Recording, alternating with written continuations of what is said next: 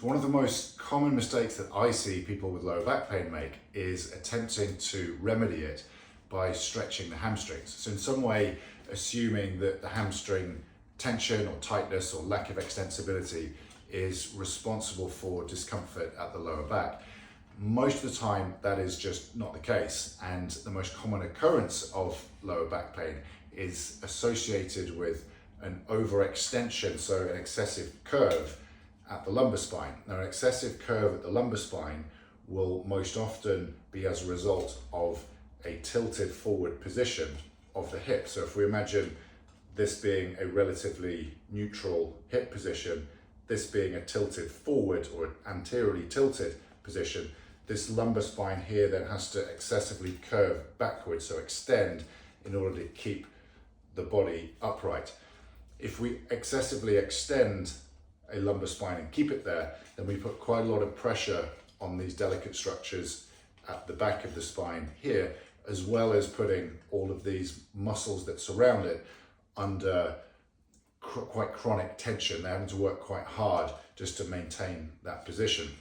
Now, where the hamstrings come in is if we understand that hamstrings connect to the back of the pelvis and they pass the hip joint and the knee joint and attach down here, then we can understand that if that pelvis is tilted forwards, that this attachment site of the hamstring is relatively higher up the body than it would be otherwise. That hamstring has a little bit further to go to reach its attachment site.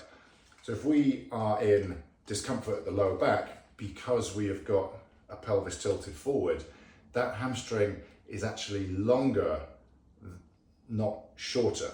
Now, if a hamstring is longer with a little bit further to go, it might feel tighter. So it might be feeling under tension simply because it's stretched. So it is already stretched.